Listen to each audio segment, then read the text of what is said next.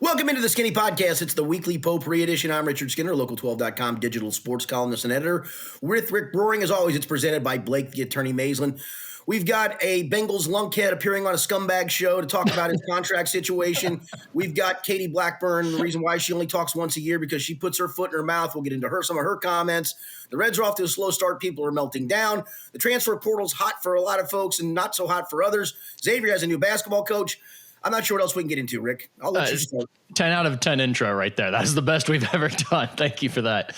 Let's start with the Richard Pitino stuff because, believe it or not, I think actually that is the biggest sports news of the week in Cincinnati. Xavier introduced Richard Pitino as the new men's basketball coach on Tuesday. He takes over after Sean Miller left XU for Texas, which we talked about on last week's show. We've had some time to digest everything now, Skinny. Richard Pitino has had his chance to talk with the media for the first time. What did you think of his introductory press conference and kind of where are you at now with everything after you've had a little more time to let it settle? I thought he was really good. I'll start with that part of it. I did. I thought he hit all the right buttons. He's like his father. He's just very passionate about the game, and that's a good thing. I'm still on it just didn't move the needle much for me. I just look at the overall resume. Now, there's a part of me also, in a week's time, you start to soften a little bit, and I say, okay, he's talked about his philosophical changes of how he wants to do things offensively and defensively. Mitzi failed at Minnesota, and maybe these last couple of years at New Mexico are what he can do is the thing that he can do. There's also part of me that goes, all right, you can turn things around in a Mountain West pretty quickly. It's not a hard league. It's not like it's a gauntlet every night in that league. It's a good league, but So did he do it because New Mexico's had some success in the past and he just kind of landed the right place, right time the last couple of years? So again, it'll move the needle for me when I see him have success at Xavier or lack of. It just doesn't. I'm right in the middle with it. It just doesn't do much for me. I think that's right. That in terms of if you're trying to grade this hire or say what type of hire it was, good, bad, it's wait and see right now. Like his track record, while it's fairly extensive for a young head coach, it's mixed results. And I think one of the things that stood out to me most about the press conference, and even in the days leading up to the press conference, as I was researching, listening to previous interviews and podcast appearances that he had made, he doesn't shy away from those struggles at Minnesota. And I think that is extremely refreshing in college athletics when everything is PR. When you go to like a college athletics website after a sporting event is played, let's just say a baseball game, for instance, you can have a no-hitter thrown against your college, and the SID for that school will write up a story without ever referencing that they were no-hit. They will say they battled hard until the final inning and barely lost a squeaker or something like that. So the PR is so nauseating in the college athletics world that it wouldn't surprise me if a lot of coaches would get up there and try to spin his years at Minnesota as I was basically winning there. Like, we were so successful. We're so proud of what we did. It's amazing that I didn't stay there forever type of deal. And he didn't do that. He talked about the fact that I didn't win. I failed at Minnesota. And part of me failing at it and facing that adversity and getting better from it is what made me more attractive to Greg Christopher. I asked him specifically, like, okay, you've said why you wanted Xavier. Why do you think Xavier wanted you? And that was what he replied with was, I think my struggles and the adversity that I've faced was attractive to Greg Christopher, the way I've handled that. And if nothing else, to me, that was refreshing to hear because you just don't hear people talking about their failures in college athletics much at all. Yeah, no, I give him kudos for that, and no doubt about it. And again, he's talked about how he's changed some philosophies in the way he does X and O stuff, and maybe that's the reason for the success in New Mexico the last couple of years. And that's where again, if you're a Xavier fan, you're excited. Good for you. I'm certainly not going to tell you not to be excited if you really like this hire. I just look at it from a sheer resume standpoint and go, But again, if things have changed and he's improved and evolved and Xavier's getting literally the best version of him, well, then good for them. They got themselves a great coach if that's the case. I think it's a really fun hire for everything you just laid out. If you're a Xavier fan, you can easily be excited about this, talk yourself into it being a great hire. If you're a UC fan across town, you can easily make fun of Xavier fans and be like, why would you think this guy's going to be good? Look at what he did last time he was at a high major school and he struggled at Minnesota. So like it's fun in that regard. It's also fun because I think he's going to interact with the media. He's going to be a part of this. He talked a lot about that. Like, I want you to know me. I want you to know my family. I want you to know the players. So all of that I thought made for this is going to be a fun environment here over the next several years in college basketball in the city. The other thing I wanted to ask you about, Skinny, because you're big into the X and O stuff and you go to a fair amount of Xavier games with different friends who have season tickets and everything. You've seen so much pack line defense over the last 21 years at Xavier. You and I have talked about it a lot. I've been talking about this a lot at Musketeer Report, that one of the most exciting parts of this change for me is no more pack line defense for the first time in 21 years. In fact, you're going to see the exact opposite. They're going to be pressurized defense in the half court, denying passing lanes, trying to get steals and blocked shots. It's going to be completely different from that standpoint. Yeah, there's no question about that part of it. And I think the pack line has worn itself out. I mean, it's not a mid-range game anymore. And there's just so much spacing that teams do. And literally, I mean, you got these 7-foot guys now that can all shoot threes. And, playing pack line in the day when there was maybe 1 or 2 shooters on the floor, sure, absolute genius. And if you could get your guys to buy in, it was a good defense to play. But anymore, with how much spacing there is on the floor, you can't play that way. By the way, one more thing, and you talked about how PR staffs like to spin things. And lest us not talk about the crown at some point on this podcast because it is so important. Let us not forget, according to the UC folks, Wes Miller's taking UC to 3 postseason tournaments. Right, like that's a perfect example of what I was talking about, right? Like they do that stuff all the time. So it wouldn't have surprised me if Richard Pitino had got up there and been like, we had great success at Minnesota. Right. But he didn't do that. Like he was like, I failed at Minnesota and it wasn't good and it was tough to go through. It broke me. And that was refreshing to hear. So you mentioned UC. They did win their first game in the Crown. They'll actually play again today as we're recording this here on Thursday against South Florida or Central Florida. UCF. Central Florida. Sorry. But that's not really the interesting thing relating to UC this week. The Bearcats announced that they're hiring a general manager, Corey Evans, who came from Oklahoma City. Interesting name because he was a guy that was doing all the recruiting stuff at the same time as like Chad Brendel and I came up and Brian Snow and all of us were kind of involved in that world and kind of where probably we got our start. He was around that same time. We graduated college at the same time. So we saw him at all the national stuff. And then he kept going on that track and eventually ended up as a scout for the Thunder. So him coming back down to the college ranks, becoming UC's GM, it's fairly notable, I think. It's definitely a change that you're seeing across college athletics in general. What do you make of this GM position for college basketball, especially? Well, I'm trying to figure it all out. I mean, so who reports to who? If you followed the Stanford football situation, it wasn't the AD who fired Troy Taylor, the head football coach. It was GM Andrew Luck who fired Troy Taylor, the football coach. So how does the hierarchy work? And that's the interesting thing to me. It's obviously a position of need, in my opinion. I mean, that takes the coach out of hopefully a chunk of trying to deal with the whole NIL landscape of things that, listen, I'm the coach, you're the business side. We'll talk about things, obviously. But my question for that is who reports to who now? Well, and that's the interesting part of this is also how much you're paying these guys is going to really matter, right? Like you're not going to pay a coach $3 million, pay a GM $250,000 and then tell the coach that he's being bossed around by the GM. That's not how that works. And the coach isn't going to base his $4 million, $5 million job on what a guy who makes $200,000 is telling him to do either. So I'm fascinated to see how that all works out in terms of a power dynamic. If coaches are really willing to cede power of roster building and scouting over to a GM role. And then also, like you said, do they have to just like report to them as their boss in general? Do they get hired and fired by that guy going forward?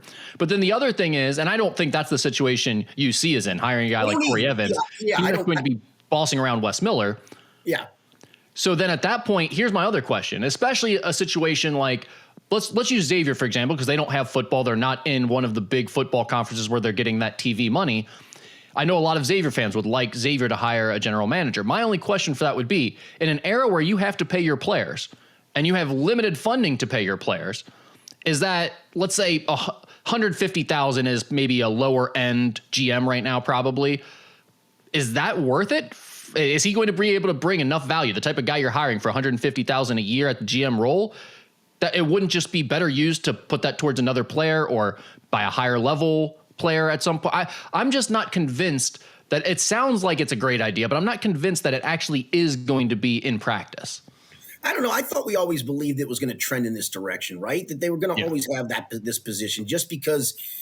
I mean, again, I'm not here to shill for coaches, but they got a lot to do. I mean, they got a lot to do, and it's even worse in this environment. And now you at least have an extra buffer, if you will, or somebody who can take some of that off your plate. And I don't think that's a bad thing. I don't think it's a bad thing at all. I'm interested to see how many of them will actually buy into letting the GM have that power. And then also, when things don't go well, not immediately pointing the finger and say that guy screwed it up. Like, he told me I had to take that guy and that guy stunk. Yeah, and that's kind of the hierarchy of professional sports, right? And we talked about it when Lou Anarumo got fired from the Bengals. It's okay. The head coach can fire the coordinator, then the head coach is on the hot seat. Usually, the hierarchy is the GM should be on the hot seat, and it trickles itself down. In the case of the Bengals, that they don't have a GM technically, so they don't have that. But I'm interested in that too, and especially again when you're talking about from the sheer financial perspective of it. You got a guy making less money than the head coach by a significant long shot. Is he making more important decisions than the head coach? That shouldn't be the case. Yeah, and that's exactly what I'm saying. Like, in the professional ranks, the GM is a big time role. We think of those people as shrewd, sharp people. The type of guys that are getting the GM roles in college basketball, I don't know that they have that same cachet. It feels like we're kind of trying to make that an in-between role, that you're not as high as of a head coach. You're also not like a lower level support guy. You're somewhere in between handling NIL deals and doing some scouting. But again, I'm just not sure exactly where that all fits in. And Cincinnati, to get back to them specifically, because I was trying to talk more in general terms about how the GM works for everyone. Cincinnati made an even more intriguing hire because they did get someone who's from the professional ranks, who has at least scouted very well for has been with an organization who has scouted and drafted very, very well in the Thunder. Sounds highly regarded. I mean, he sounds like he's very highly regarded.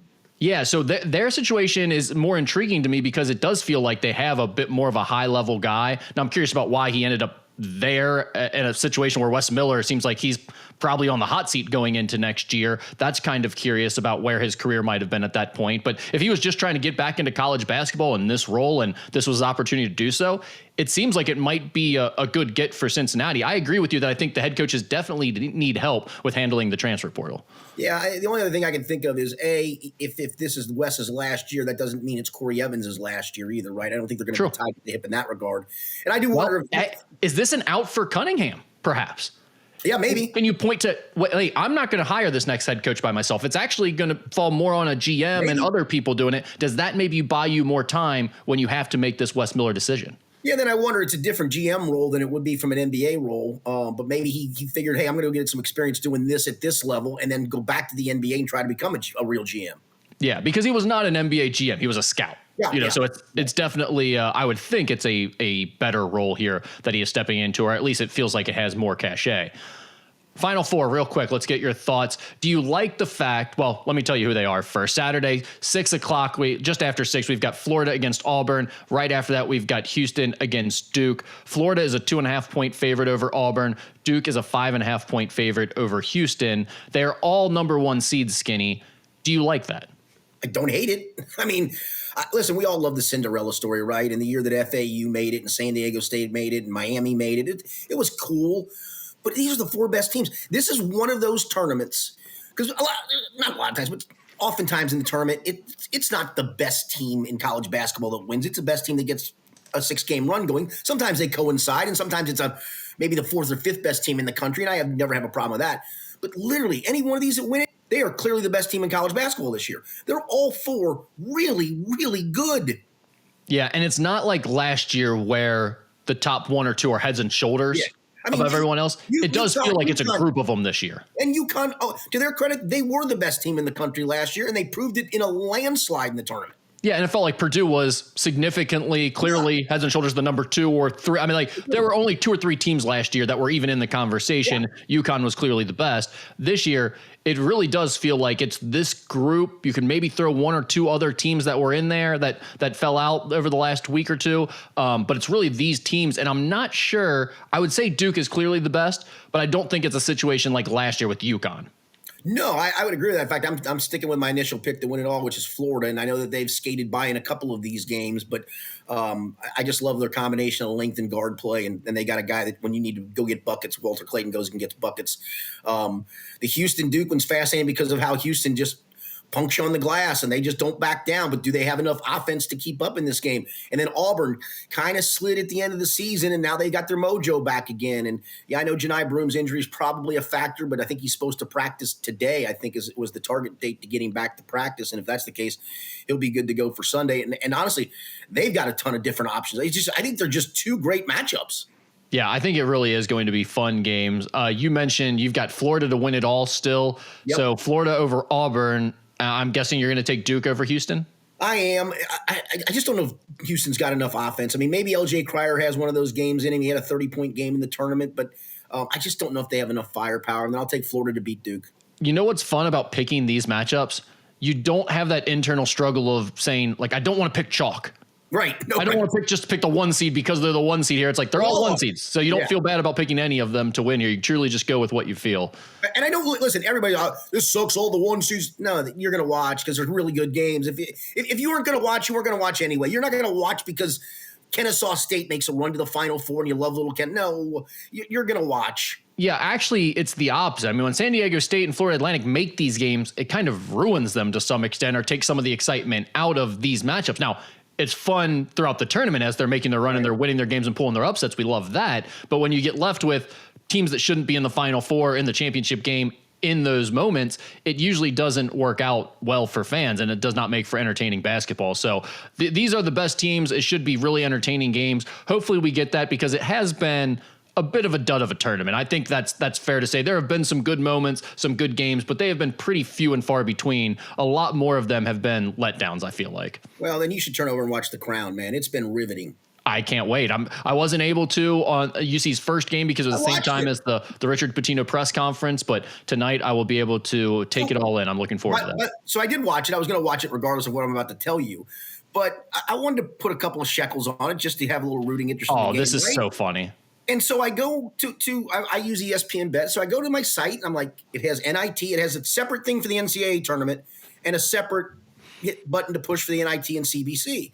So I click it and it had the two NIT games that night. I'm like, okay, there's the NIT. Where's the other thing? I click it again. I'm like, where are the CBC games? So I do a Google search real quickly, and it says that a lot of sports books have taken down the CBC games because they don't know about the integrity of the event. Now, they've restored them. They actually have had them back the last couple of days. But I'm like, wait a minute. You don't think this tournament has enough integrity? What are we doing then with this tournament? So, Skinny, what actually happened is they all got wiped off the board. In fact, people had bet on the first games because they were initially up there. Yeah, and people had won their bets, and then they got them voided. Yeah, the Butler game was one of them. Yeah, so what happened was the Crown did not get accredited with the Gaming Commission. Despite being a tournament in Vegas that was designed purely to add some extra betting opportunities for fans, they did not get accredited on time somehow. It has been fixed. They were able to pull some strings. But what an incredible moment that night when people had bet on like these terrible Butler games or whatever that were going on, won some money, and then they're seeing the money voided out of their account, and just an absolute mess for the Crown. But they're back on track, and we are excited for more good basketball tonight. UC in Central Florida. Yes. All right, let's move on to the Bengals. Trey Hendrickson is back in the news again, and we've crushed this guy many times already on this podcast, and it keeps coming back up. And this is actually the dumbest yet. Like, I could not believe this as it played out this week. It got tense between Trey Hendrickson and Katie Blackburn as at the owners' meetings this week, Katie Blackburn was asked about Hendrickson's contract situation. She said, quote, "I think he should be happy at certain rates that maybe he doesn't think he'd be happy at. It takes him to say yes to something." That, of course, didn't sit well with Hendrickson, who went on the Pat McAfee show the very next day and aired his frustrations. He said the Bengals haven't even communicated directly with his agent, despite him wanting to get a deal done for years. Quote, "It's confusing, like it's my decision," he said. "The market has gone up, and I'm not going to apologize for that." So where does this go from here, Skinny? And how do you think the two sides came out looking this week? Well, listen, again, I said last week I can't blame either side, but she doesn't help her cause by saying what she said. I mean, I disagree. I loved it. This is why that's why she trots herself out one time a year at the owners' meeting. We got another thing to talk about where she put her foot in her mouth about maybe leaving town. I mean, just honestly, sometimes people just need to shut up. His constant whining on this, I'm just over it. I don't even care about it any longer. The thing I will say is, again, I understand. I said this last week. I don't blame either side at the moment. It sucks for the Bengals that the market went where it went because teams were stupid and overpaid for defensive ends. That doesn't mean I have to be stupid. Do I think Trey's asking for $35 million? Probably not, because I think he realizes that that's probably over the edge. But where's the sweet spot? I don't know where that is. And again, even if the extension doesn't happen, okay, if it doesn't happen, you signed this contract, my guy. I'm sorry that you did. Blame your agent for when it occurred. It only occurred 2 years ago. This isn't like it was 17 years ago in the market's gone nuts. I agree with you, Trey. And unfortunately for the Bengals, it went nuts to the point where they probably can't pay that. But at the end of the day, okay, you want to sit this year? Go ahead. I'm calling your bluff right now, dude. I'm going to call it right. If you don't listen. People are up and he may not be a training camp. So what? He's a defensive end. He can line up the first Sunday and go get the quarterback. It's not meaningless. One thing I'll tell you this: he'll keep himself in great shape. That's not even a debate. It's not like he's going to sit there and gain 25 pounds and turn flabby. He's a workout freak, so he's going to stay in great shape. Listen, Trey, you want to sit out training camp? Go ahead and do it. You ain't sitting out a game check. I'm calling your bluff right now. So why do you think Katie Blackburn put her foot in her mouth when she's saying the exact same thing we are, that he is just he's not happy with anything? Even if you give him the benefit of the doubt that he just kind of got confused on the years, or he's looking at the years a little bit differently.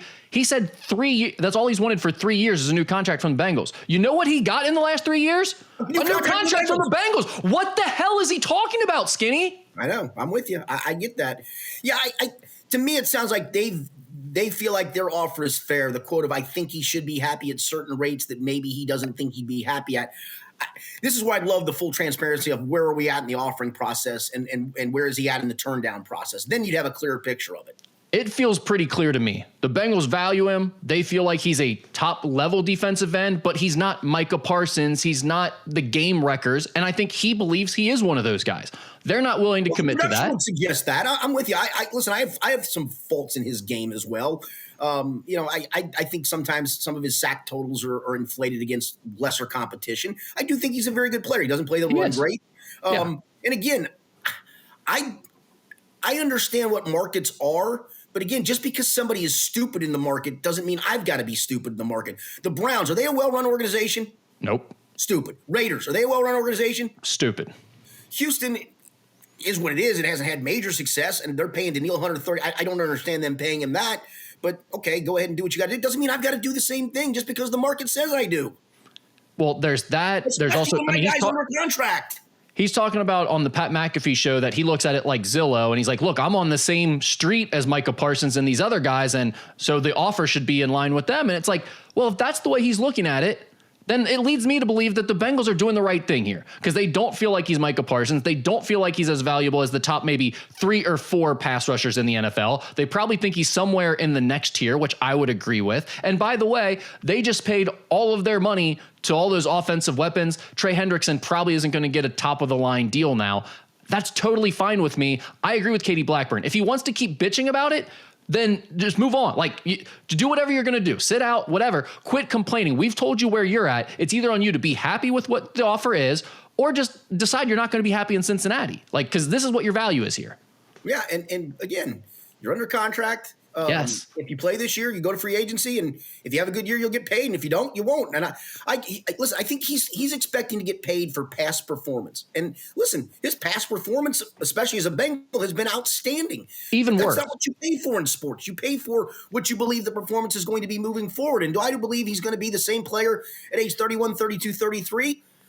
Probably not. I mean, he's one of those rare athletic freaks that maybe he will be, but I've got to gauge that risk if I'm the Bengals of, all right, I'm not going to pay for the past performance. I think that's what he looks at. Look what I've done in the past, and I've done it on shekels. Well, that's where the market was then, my man. That's how he looks at it. But even worse than that, Skinny, he doesn't even just want to be paid for the past. He wants his deal to be updated every year. Right. When he does well and the market goes up every year, he wants a new deal every year. This is what he's been saying. I wanted it for the last 3 years. You got a new deal 3 years ago. And then you said you were going to hold out last year because you didn't get one. Now you're saying you're going to do it again this year. That's every single year, my man. That's not how contracts work. Well, here I had a conversation with a fellow beat reporter last night about this, and they said, if they could have gotten this done, last off season, or really early in this off season back in January, it probably would have been somewhere in the high 20s, and it would be a done deal at this point. I go, yeah, it probably would have been. And then when the market reset itself, guess what he was going to say? I'm going to sit out if I don't get that. I need a new contract. Exactly. That's what he's saying now. I mean, he just doesn't understand how it works, which is whatever if you're the Bengals, but I agree with Katie Blackburn. At some point, it's on him to be happy with what's offered, and if he's not going to be, then shut up, play out the rest of your contract, and move on afterwards. That's totally fine, but quit whining in the media and making yourself look stupid. Well, then she also put her foot in her mouth when it came to the stadium lease discussions, where she says the following: "We wish there was a little more urgency and it was moving faster." That's funny. The Bengals in talking about urgency, they aren't exactly working with that. "I do believe the county would like to get something done. We just seem to be very slow in making it happen. We could, I guess, go wherever we wanted after this year if we didn't pick the option up. That means picking the option up in June. If they do, it's a 2-year rollover. If not, technically the lease is up in June of 2026. Well, I thought that was an awful, awful thing to say. Terrible taste, terrible reading the room. I mean, you're trying to keep your fan base on board with you after you've had 2 disappointing years in a row. They, for the most part, are. They're thrilled with the fact that you made those long-term signings and commitments on the offensive side of the ball. Don't do something like this to ruin what little goodwill you have built up going into the. I mean, that was a dumb thing of her to say. The Trey Hendrickson thing, I was fully on board with, but this was a terrible job of reading the room. Yeah, I listen. I know that obviously we've seen the Troy Blackburn emails back and forth. They're obviously frustrated with the pace of this, and June's fast approaching. I mean, to make that decision to do the rollover, I think when push comes to shove, they'll do the rollover to just kick the can down the road. But I mean, to try to play hardball like that, to just basically say we can pick up and leave. Honestly, go ahead. Yeah, I mean, I don't think anyone really wants that in the city, but that is what it makes you want to say at that point. When you start acting like that, it's like, geez, I mean, first of all, this is the city's bent over backwards over the year to support you when you've done nothing to hold up your end of the bargain. You guys finally start to move in that direction a little bit, and you start saying things like that. It's like, come on. Yeah, no question. Anything else on the Bengals? No, I'm so sick of the Trey Hendrickson stuff. I really and truly am. I'm over it. I honestly don't care what he does. I don't care what happens. And we'll just see where it comes when the season comes around. He's my least favorite really good player the Bengals have ever had. I'm serious. I mean, he's so stupid. I hate rooting for him at this point because he's so dumb. But I'll tell you this, he does go and get the quarterback occasionally, and I like that. Yeah. So the Reds are sitting at 2-4 through their first week of the season. After exploding for 14 runs on Monday, the Reds were shut out 1-0 in back-to-back games at home for the first time since 1907 by the Rangers. How big of a concern are the offensive struggles this early in the season, Skinny? You have to say they are. I mean, not only were they shut out those 2 games, but on Sunday, Robbie Ray had a perfect game through 5 innings for the Giants. I believe after the 14-run game, Nathan Eovaldi had a perfect game through 4 innings. And I think yesterday, I think Leiter got the first 11 out, and then Ellie doubled. I believe that's right.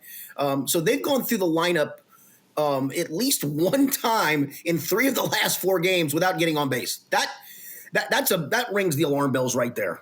And I don't think it's so much that they struggled through the first few games that rings the alarm bell. It's the fact that the concern about this team was that coming in. It was that they don't have enough punch in the middle of their lineup. The back end of the lineup is going to be a little weak. They don't have enough talent in the outfield. Those were the concerns that I think most realistic people had. We talked about it last week. I felt it was hard to get excited for this team because it felt like in many ways they're running it back with last year's group, aside from the idea that, well, at least some of the guys that were supposed to be good last year are going to be more healthy this year. And to me, that's just not enough. Maybe it'll turn out to be as we go on. Maybe things will turn around quickly because, again, it is just a few games. And in a baseball season, when you have 162 of them, it's silly to make sweeping generalizations after the first week. But these aren't sweeping generalizations coming from a couple of bad performances. These are comments coming after everyone was kind of worried about this roster going into the season. Yeah, and listen, I was the one I'm still sticking to it, that I still think the team can win the division. But I did see this. I can't remember where I saw this, but I thought it was well said that this isn't just a 6-game sample size for some of these guys. Yeah. It's a 168-game sample size for some of these guys, and I think that's a fair point to make. That's a really good way of looking at it. Who are you most concerned about right now? I mean, I would say like a Candelario, but I mean, he didn't hit last year either. So how can I be concerned about him? Yeah, maybe he just stinks. I mean, Friedel, I guess, but maybe Friedel was just nothing more than a flash in the pan. Fraley's really concerning because last year he was dealing with a lot of stuff. We all know about his child, and certainly that affected him, and he lost his power. But now he doesn't hit at all. So is this now a guy who's just on the decline of his career? I mean, literally, Jake Fraley, in a perfect world, is a fourth outfielder at best. Always was, always has been, always will be. Correct. He had a hot stretch in 2023 where he started to hit some home runs, and he hit like 279, and I think that's where you thought he was going to land for a couple of years. But you see it, man. At some point, you hit that part of your career where here comes the other side of it, and that feels like where he's at. He's on the other side of it. Well, and the reality is the difference between a lot of the guys who, I mean, not stars, but the guys who succeed and are just borderline starters in everyday Major League Baseball and the guys who never really make it isn't that great. And it feels like a lot of times the Reds hang on to a good month or two for some of these guys and let them play it out over 3-4 years, trying to recapture the magic of like 1 or 2 months for some of them where they were really good. And the reality is like, that's everybody in the major, like anybody can have a good month or two. It really is the consistency factor that adds up. And I mean, with Fraley, he's one. And then the other one is Spencer Steer. Both of them are off to horrid starts. Yeah. Do you sit Steer down at this point and wait till he's healthy? That has to be hampering him, right? Yeah, I would almost put him on the IL until he feels like that shoulder's right, then let him get down to Louisville for some rehab at bats, because he looks a mess at the plate. And I think the longer you let him be a mess at the plate, the worse it's going to get for him. Yeah. Well, two guys who aren't struggling right now, Elly De La Cruz and Matt McLain. Skinny, McLain has homered 3 times already. Elly has homered twice and driven in 8 runs already. Again, I know it's early, but with McLain especially, how good is it to see him pick up basically right where he left off after the 2023 season after missing all of last year? Yeah, no, he's one of my favorite players that's come along in a long time. I just love the way he plays. I love the skill set, all the things about him. And Elly's just Elly. I mean, I don't know. Did you watch any of the afternoon game on Wednesday? Yeah.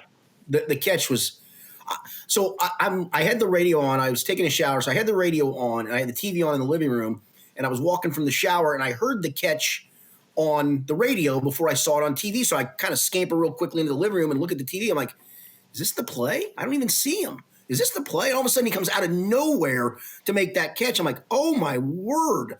I mean, you had to see it really to understand how unbelievable that catch was. The ground that he covered. It's crazy. And then the fact that he kind of like snatched it right before it got to the ground. It really was a nice sliding catch. It's incredible. Just incredible. He does just ridiculous things. I think the one thing you can hang your hat on, though, listen, I never thought this offense was going to be great. I thought it was going to be good enough combined with the pitching. And for the most part, the pitching's been pretty damn good. Yeah. Concerns about the bullpen, I would say. But the starting pitching's been impressive. Yeah, I mean, I chalk most of the bullpen up to the one outing, the Jabot outing. I mean, that's true. Most of the rest of it. And again, to Terry Francona's credit, he tried Jabot as the closer the one time, didn't work out, and decided, okay, that's probably not his role. Let me go to somebody else. And Emilio Pagan came in the next time and shut the door. So, I think this pitching staff is going to keep them in a lot of games, and I think at some point you'll get just enough offense. I don't think it'll be this bad. Now, I will tell you, if you look down in Louisville, Will Benson's raking. Reese Hines is raking. Noelvi Marte's raking. My fear is they're all going to come up. We're all going to hang our hopes on those guys and come to find out they're all 4A players. Yeah, that's the concern. Now, Reese Hines, I still have some hope for. I'm cautiously optimistic about Reese Hines and the fact that he might be able to get back up here at some point this year. I think he's a guy that you got to live with the streaks, because I think when the good streaks are good, they're real. I don't want to compare him completely to Adam Dunn. I always, when I did talk radio back in the day, I used to make a point on Adam Dunn that when he's going great, you stick him in the 4-hole and go. And when he's going bad, put him down at number 7, because he's just in one of those funks. He's going to get you a couple walks. He might run into one, but this is a 2 for 23 coming, and you can see when it starts and you can feel it. Instead, I think sometimes managers get so locked into that's where this guy's got to hit. No, you can move him. You're allowed. I mean, they have 9 spots in the order. You're allowed to bat him anywhere you feel like. Yeah, they get so worked up about their mentality. It's like, well, Chief, do you think it's good for his mentality when he's going 1 for 30? No, I mean, right. he knows it's happening. So I think he's fine with you messing around and tinkering a little bit too. Speaking of tinkering, this is a perfect segue. Torpedo bats. Are you sick of that term already, or are you interested in this conversation at all? I'm not sick of it. I just it's legal. I just wonder how long Major League Baseball decides that they are legal. Then they come up with some kind of loophole that says, you got to have the weight in a certain area to make it a legal bat. You can't shift the weight here. Maybe they don't. And, was Ellie's 2 home runs because of the torpedo bat, or was Ellie's 2 home runs because Ellie has enough power to hit 2 home runs in a game, right? Yeah, it's weird because it does seem like, it's more than just Ellie, right? The Yankees were the ones who kind of implemented this new bat style. Aaron Judge didn't use it and hit 4 home runs. Right. They've been doing it going back to last year, right? Oh. Trevino was on the Reds now. He used to do it with the Yankees previously. He's the one that turned Ellie onto the torpedo bat. Yeah, so it's not a new thing necessarily. And the Yankees they tied the MLB home run record with 15 homers in their first 3 games, but it was against the Brewers, who are giving up tons of runs to everybody. Correct. And the other part to it is the following: the 3 home runs on 3 pitches that they hit. Paul Goldschmidt, MVP at one point. Cody Bellinger, MVP at one point. Aaron Judge, MVP at one point. Was it torpedo bats, or was it these guys are pretty good players? Yeah, do you think it's a real difference maker, or do you think it's just something that's completely overhyped because of that one weekend? And it's like, okay, it might make a slight difference over time, but it's going to be kind of like corking the bats or something. And from what I understand is the sweet spot really hasn't changed a ton. It's just when you hit it in the spots where normally you would have misses, for lack of a better term, or, flare one, you get a little bit more solid contact. So again, did Ellie hit a 436-foot home run because of the torpedo bat? Or was it because Ellie can hit 436-foot home runs? And he did it without the torpedo bat before. This is one of the things that makes Ellie so fun, is that, one, he likes this type of stuff. He gets into the bat knob thing. He's into the accessories and the little innovations that might give him an edge. So he'll try these things out, but then he's also good enough that, like, you want to believe, oh, this new thing is the greatest thing ever because Ellie's doing great with it. And in reality, it's like Ellie's just an incredible athlete. Yeah, the other thing too is, again, maybe the bat does feel different and all those things, and I get that part of it. But maybe it's also a coincidence that players, hey, I got the torpedo bat, man, I can do some special things with it. And I always say this, as a fan, you can't have superstitions. Players, they can have superstitions because you know why? If it makes them mentally better, that's a good thing. The placebo effect is 100% real. Yeah, no, right. And I believe that 100%. As long as I live, I'll believe that's real. Yeah, that's where I wonder if that's kind of tied into it as well. As I got this new bat, and the first time you do something special with it, right? It's like, oh wow. Okay. It's like I get a new driver, and the first time I hit a really good drive, I'm like, oh, it's the new.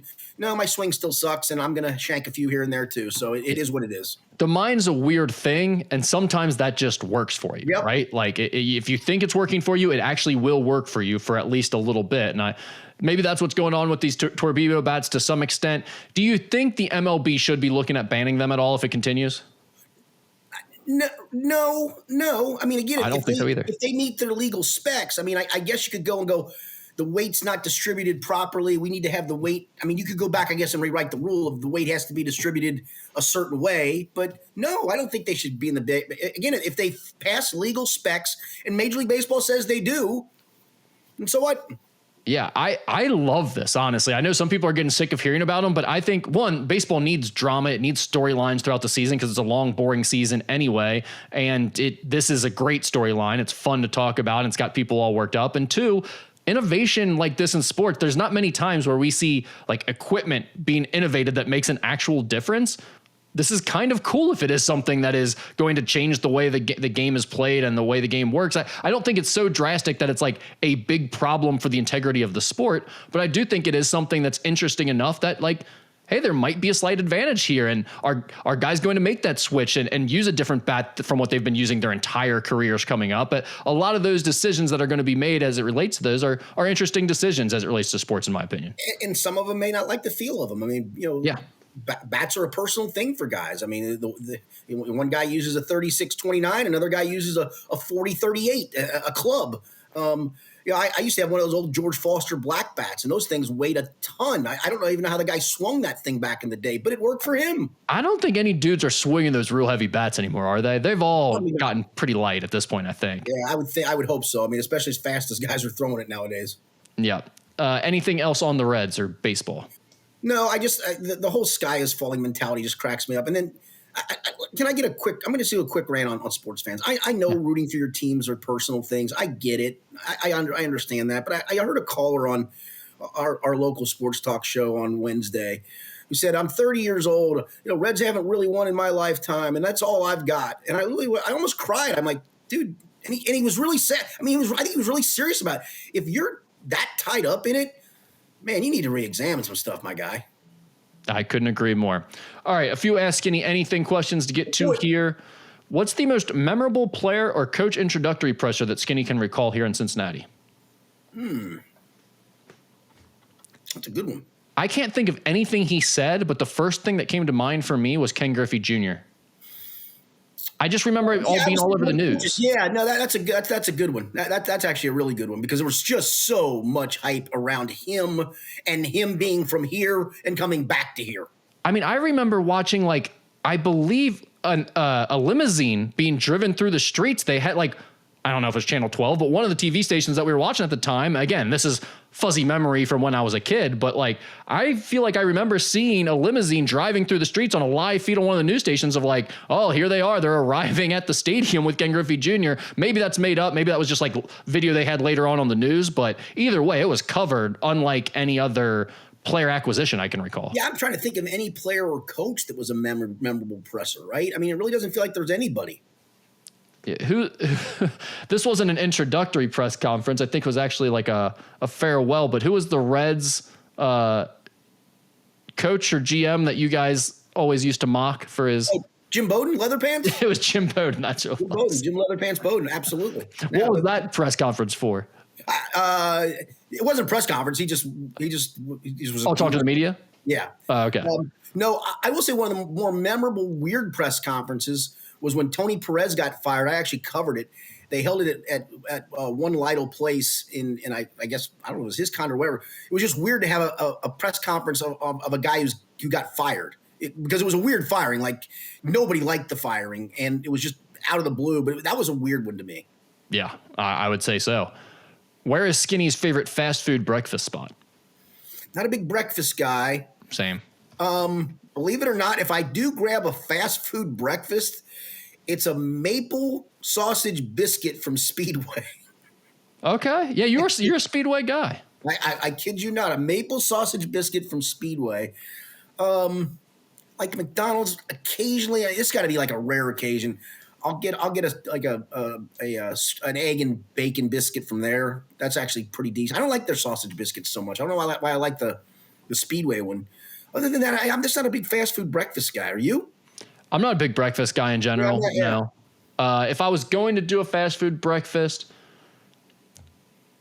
it'd probably be McDonald's. Although I'll tell you what, one that doesn't get brought up enough that they implemented it not too long ago that's quick and easy is Taco Bell. That's what I've heard. I haven't tried any of their breakfast stuff. They've got like a $2 toasted breakfast burrito that is pretty solid. I did get that occasionally when I drop my kid off in the mornings. I'll swing by Taco Bell and grab one of those. So that would be my choice, actually. I felt like I had a follow-up to that, but I can't recall what it was. Here's another food question. Actually, all of these are food questions that are left. Have you guys tried the Rice Krispie Treat ice cream sandwich? I'm not a Rice Krispie Treat guy. I am. I love them. I think that was one of the snack items I had to rate the one time, and I think I ranked it last, if I'm not mistaken. Yeah, I was not happy about that. I do remember you doing that. Yeah, I'm gonna pass just because I don't like the Rice Krispie portion of the program. If you like Rice Krispie Treats, that would probably be really good. Yeah, I would like to try it. I hadn't seen it before this person brought it up, but I did Google and it looks like they have them at Kroger. So I would be interested in trying this, but I have not tried it yet. They followed up too with what is your favorite frozen treat? Drumstick sundae cone, believe it or not. Old school, baby. Old school drumstick sundae cone. That's old school. I like just the ice cream sandwich is a good one too for me. So I feel like combining the Rice Krispie Treat and ice cream sandwich is a good move. So it's funny. Occasionally in our house, when my wife goes to the grocery, I rarely go. She'll get a box of them. The problem is I love them so much. They're gone like this. And then they're not bought for another 8 months. It's like, wait a minute, you just got a box of them. I mean, they were good, but I don't know. Yeah. Yeah, that's the problem with those the frozen things is they just, you know what I've been hammering recently? I ate like 5 of them last night as I was watching the weather come in at midnight. Those popsicles where you just cut the little top off, the push pop things. I know. Popsicles to me have a weird texture. I can't even talk popsicles without them freaking me out. Yeah, my teeth probably aren't in a great spot right now, but it was fun at midnight as I was watching John Gum. What? Nothing like being 37 years old, watching John Gum and Paul Petit at midnight and eating popsicles. I wasn't eating popsicles, but I was watching. So, by the way, I'm going to pick on another TV station in town. I won't name the station, but Okay. After last night's storms, every station's going around looking for some storm damage. I'm here in wherever. I think they were in Loveland. They're in Loveland where a tree literally fell through a house. I feel so bad for those homeowners. I mean, that's just such a scary, awful thing to happen. I mean, it looked like it split the house in two. But he said, yeah, we're back here in Loveland where we broke the story last night on this tree. Wait a minute, you broke a story of a tree falling? That's impressive. They had the scoop. God texted them and said, hey, tree going down 20 minutes. Yep. Be there. Broke the story of the tree falling. I love the idea of God texting natural disasters to people like it's transfer portal news. Like I got a text yesterday that said, hey, so-and-so is going to commit. I love the idea that someone would get that text about a fire or a tornado. Yeah. 7 Eaton Avenue. Be there in 15 minutes. Committed. What is Skinny's favorite cold cut sandwich? We'll end it with this. I don't have this enough either. A good old corned beef on rye. Oh, wow. Going outside the box here. Was not expecting you to say that. Yeah, I mean. I've never had is that just what a Reuben is? Yeah, kind of. I love Reubens too, but if it was just a cold sandwich, that would be a cold. I can do that. Is corned beef what a Reuben is made with? Yes. Yeah, okay. So, I have had corned beef then. I was going to say I haven't had it, but I've had Reubens. So. Yeah. But I mean, traditionally, because basically the only lunch meat we keep in the house is ham, a good old ham and Swiss on rye. I'm not a ham guy. I think really, including like honey baked hams, like for holidays. Hate when we do that. And so then I also get a hankering once a year to buy the old Oscar Mayer bologna, and I'll make like enough sandwiches where there'll be like 3 slices left, and then I'll forget about it, and then it goes bad, right? So you toss the bologna out, and then I'll go another 4 or 5 months without buying bologna again. Yeah, we never get it. I mean, I probably haven't eaten bologna since I've met my wife, like 5 or more years, but I could do a bologna and cheese sandwich, especially a fried bologna sandwich. That's old school poor people stuff. It's funny. So I'm goofy when it comes to eating. So like I said, ham and Swiss on rye for me, but bologna for me it's just bologna. I can't do any cheese with it. Really? Oh, yeah. You got cheese and mustard on bologna, or fry it. Mustard for sure. Yeah. Mustard's a definitive for that. But I don't like the combination of bologna and cheese. I know that's weird, but I like the combination of ham and cheese. I think I'm like a boar's head, buffalo chicken breast guy if I'm doing a cold cut. I don't do a ton of cold cuts. I don't either. I'm not my favorite. But yeah, normally a ham and cheese guy. I'll go with that. All right, that's all we got. All right, appreciate it as always. We'll have a national champion to talk about in college basketball. Maybe some transfer portal news. Maybe a champion in this city in basketball as the crown continues. Maybe some Bengals news, some draft news, and much, much more next week. For Rick Boring, I'm Richard Skinner. It's been the Skinny Podcast, the weekly Potpourri edition, presented by Blake the Attorney Maislin.